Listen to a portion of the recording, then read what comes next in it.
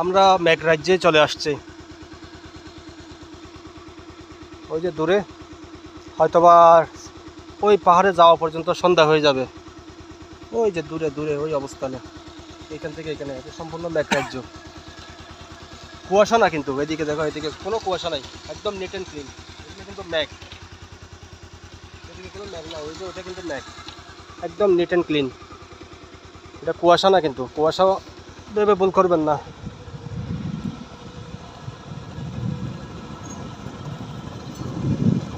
এটা 45 degree angle. আস্তে আস্তে নামেন, আস্তে আস্তে। সেকেন্ড গিয়ারে রেখে গাড়ি ব্রেকের উপর নামেন, সামনে পিছিয়ে দুটো ব্রেক চেপে ধরেন হালকার উপর।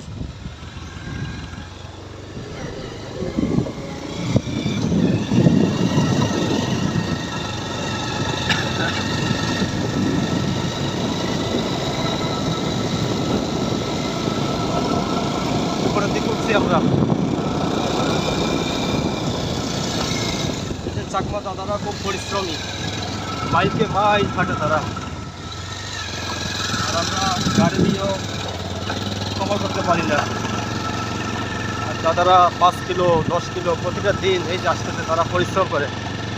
দাদারা খুবই হেভি পরিশ্রম করে তারা। ওই ডান দিকে দেখো, ডান দিকে।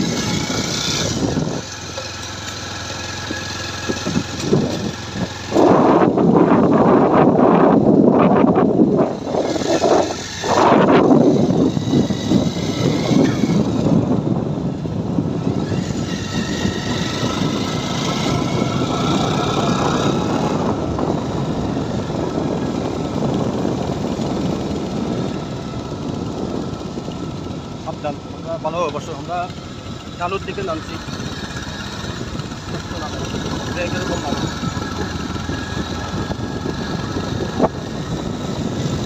গাড়ি থাকুক বা নাই থাকুক, আবারও বলি, আপনার সাইড আপনি ঠিক রাখবেন, আপনার সাইড আপনি ঠিক রাখবেন। Brake brake brake 45 degree angle কিন্তু ইঞ্জিন ব্রেকের উপর নামতে হবে। ইঞ্জিন ব্রেক, সম্পূর্ণ ইঞ্জিন ব্রেক। কেউ ক্লাস চেপে ধরে ব্রেকে পা দিয়ে ধরবেন না, এতে ব্রেক শো ওভারহিট হয়ে যায়।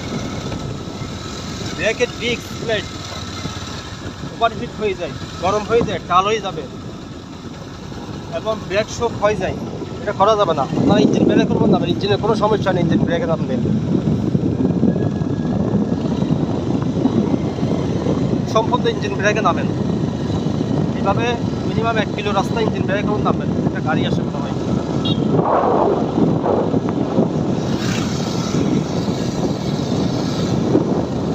রাতের বেলা খুব সাবধান। ওই যে সামনে কি রাস্তা সোজা না নিচে না বাঁকা বোঝা যায় না। এই যে একদম 45 ডিগ্রি অ্যাঙ্গেলে, ওরে বাপরে, ক্যামেরায় বোঝা যাচ্ছে না, ব্রেকও কাজ করতে চাচ্ছে না।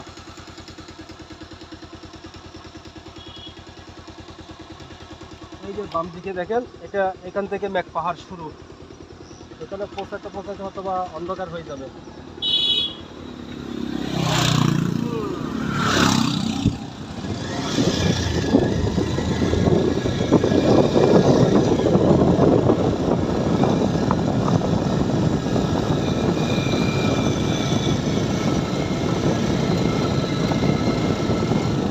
রাতের বেলা আপনারা কেউ বিভ্রান্ত হবেন না, এখানে এসে ভালোভাবে দেখবেন। কুয়াশা পড়লে ভালোভাবে দেখবেন। সোজা যদি চলে যান খাতে পড়ে যাবেন।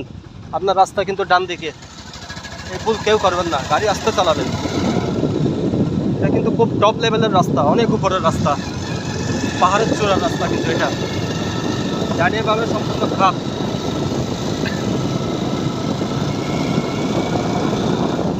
টার্নিংগুলো মাথায় রাখবেন।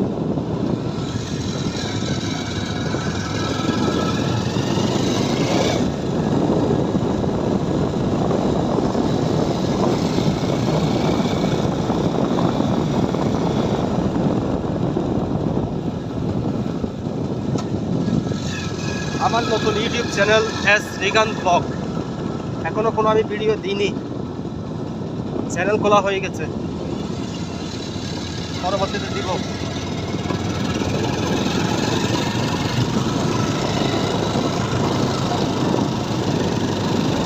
দেখছেন, আপনি আপনার সাইড দিয়ে থাকবেন। এটা এমন একটা রাস্তা, এইভাবে কি এইভাবে, এইভাবে কি এইভাবে, অপর প্রান্ত থেকে কোনো গাড়ি আসে কিনা দেখা যায় না। আর আপনার যদি মাঝখানে থাকেন, রং সাইডে থাকেন, তাহলে তো সর্বনাশ, লেগে যাবে একটার সাথে একটা। কোনো সময় 1 ঘন্টা চালাবেন গাড়ি, কোনো গাড়ি নেই। আমার হঠাৎ দেখা যাচ্ছে যে একটা গাড়ি পেয়ে গেছে, রাস্তাটা সেই রকম।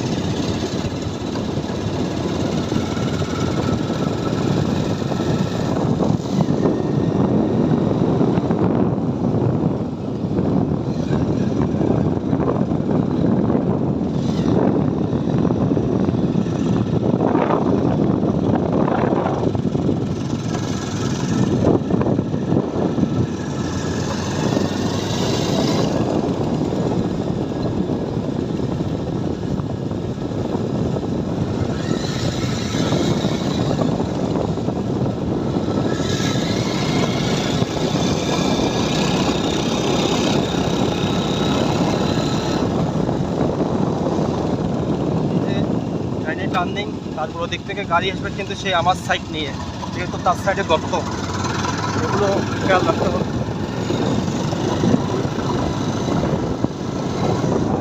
ড্রাইভিং করতে গেলে খেয়াল রাখতে হবে। গাড়ি দেখা যায় না, আপনার সাইডে আপনি থাকেন, ওই নিচু একদম নিচু রাস্তা, কিছু দেখা যায় না। এই যে এইবার আপনার দৃশ্যমান, কিন্তু আপনি না দেখলে আপনার সাইড নিয়ে আপনি থাকেন।